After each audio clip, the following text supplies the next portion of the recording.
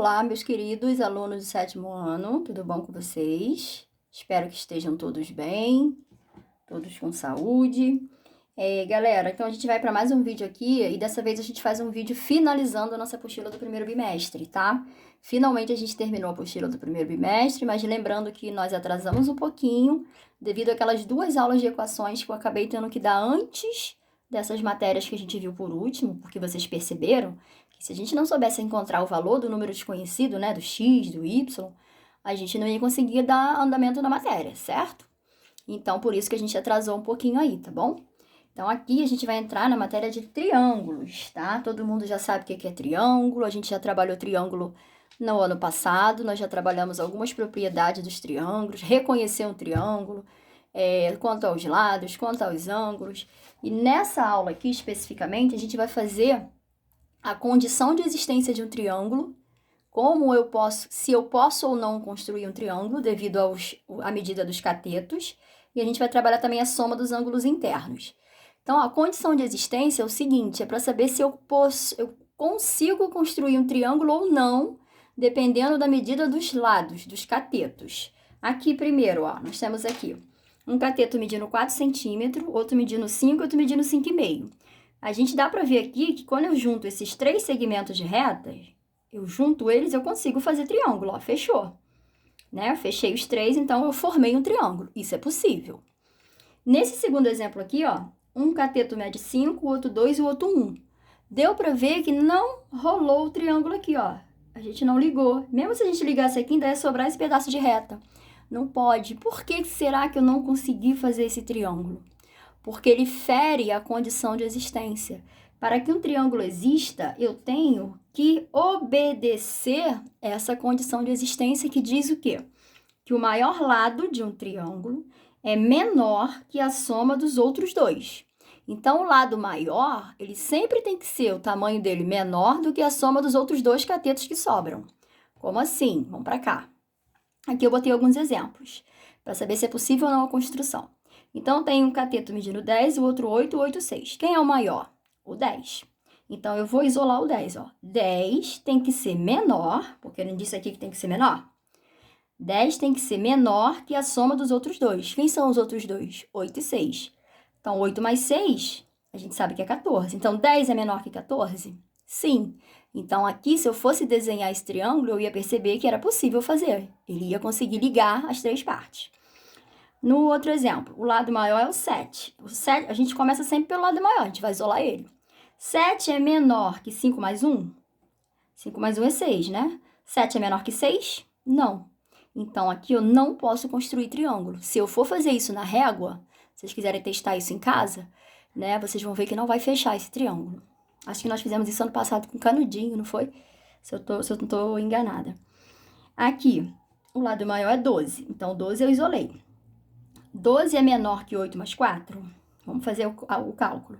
12 é menor que 12? Não, 12 é igual a 12. Mas se ele é igual a 12, eu vou conseguir fazer o triângulo. Tá? Ele só não pode ser maior. Se ele for igual, eu também consigo fazer triângulo. Beleza? Não, galera, não é beleza. Eu até dei um pause no vídeo para eu voltar aqui para mostrar para vocês. A gente confunde muito quando faz isso, né? Se um cateto for igual à soma, não dá para construir triângulo, só se ele for menor. Então, ó, eu parei aqui o vídeo para fazer o triângulo para vocês que eu não tinha feito. Essa medida aqui vale 12 centímetros. Essa medida aqui vale 8 e essa vale 4. Não consegui construir o triângulo. Tá vendo? Não ligou. Então, ó, 12, no caso aqui, 12, ele não é menor que 12. 12 é igual a 12. Então, aqui, ó, eu não posso fazer triângulo. Somente se ele for menor que a soma dos outros 2, ok? Peguei vocês. Tá bom? Então, aqui, ó, 12 é menor que 12? Não posso fazer triângulo. Eu tinha até botado um sim aqui. Aqui, 4, 4 e 4. Os 3 lados são iguais, é um triângulo equilátero. 4 é menor que 4 mais 4? 4 é menor que 8, sim. Então, no triângulo equilátero, sempre que eu tiver as 3 medidas, eu já sei que eu posso fazer um triângulo, tá? Não preciso nem fazer a conta se eu não quiser. Condição de existência já diz que todo triângulo equilátero é possível a construção dele. Dependendo de qualquer medida, são iguais. Ok, condição de existência, show. Tá? Soma dos ângulos internos. Então, aqui a gente vai perceber que todo triângulo, né? Que pode ser construído, quando a gente constrói esse triângulo, a gente forma dentro dele 3 ângulos. Se o triângulo tem 3 lados, ele também tem 3 ângulos. Então, eu tenho aqui ó, um ângulo aqui, um ângulo aqui, um ângulo aqui. E a soma desses 3 ângulos tem que ser sempre 180 graus. Então, aqui a gente percebe aqui, eu já botei um triângulo aqui com os ângulos dentro dele, já pronto, né? Só pra gente conferir a soma, ó. 8 mais 30, 110, com mais 70, 180. Nunca vai poder dar mais nem menos. Se vocês virem em algum lugar um triângulo que tenha soma a maior que 180 ou menor, tá errado, tá? Pode aí falar com propriedade que está errado, porque a soma deles tem que estar exatamente 180 graus. Do triângulo, tá, galera? No quadrilátero já é uma outra soma que a gente vai aprender mais pra frente. Aqui, eu tenho um ângulo aqui, tá vendo? Símbolo? Esse símbolo vale 90. Então, eu tenho um ângulo de 90, um ângulo de 45 e um de 45. Se eu somar, ó, 45 mais 45, 90. Com mais 90, 180. No de baixo, um triângulo equilátero, né? Acabamos de falar deles na condição de existência. O triângulo equilátero, assim como ele tem os 3 lados iguais, ele também tem os 3 ângulos iguais. E em todo triângulo equilátero, cada ângulo dele vale 60, porque 3 vezes 60 dá 180. E como ele é equilátero, eles têm que ser iguais, então só pode ser 60. O único número que somado 3 vezes para dar 180 só pode ser o 60. Aí vamos lá, lembra do X? Aquele nosso companheiro agora? Ele vai aparecer também no triângulo. E a gente vai usar isso para poder achar o valor do ângulo desconhecido. A gente vai usar a soma, né, para poder achar. Aqui, ó, tranquilinho, né? O ângulo é X, um ângulo é 90 e um ângulo é 40. Eu acabei de aprender que se eu somar os 3 tem que dar 180. Aí eu monto uma equaçãozinha, ó. O ângulo X mais o ângulo de 40 mais o ângulo de 90 tem que dar 180. Isolei o X, que é ele que eu quero, só tem ele de incógnita. 180 menos 40 menos 90, X é igual a 50 graus. Então, aqui eu já achei o valor do ângulo, 50 graus, porque é só o X. Então, achei o X, achei o ângulo. Ih, professora, mas se o ângulo fosse 2x? Eu ia ter que achar o X e depois eu vou multiplicar por 2 para poder achar o ângulo.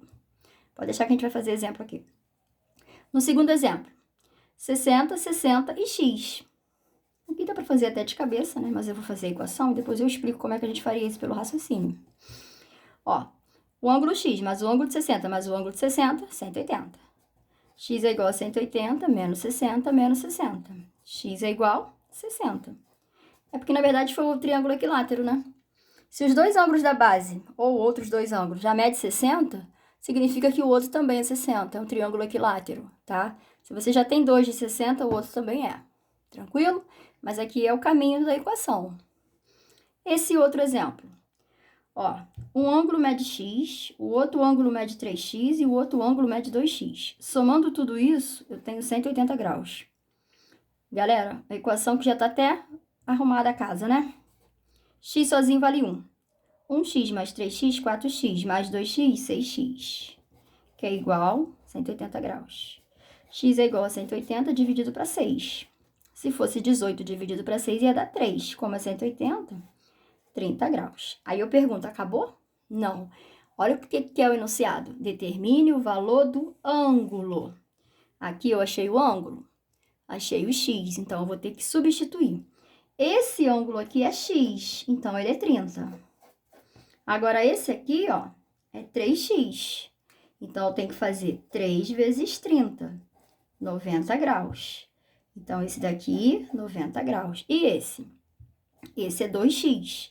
Então, eu vou fazer 2 vezes 30, que é igual a 60 graus, tá? Aí, se a gente fizer a prova real, a gente vai ver que tem que dar 180. 90 mais 30, 120. Com mais 60, 180 graus. Tranquilidade? Aí, é claro, né? Exercícios.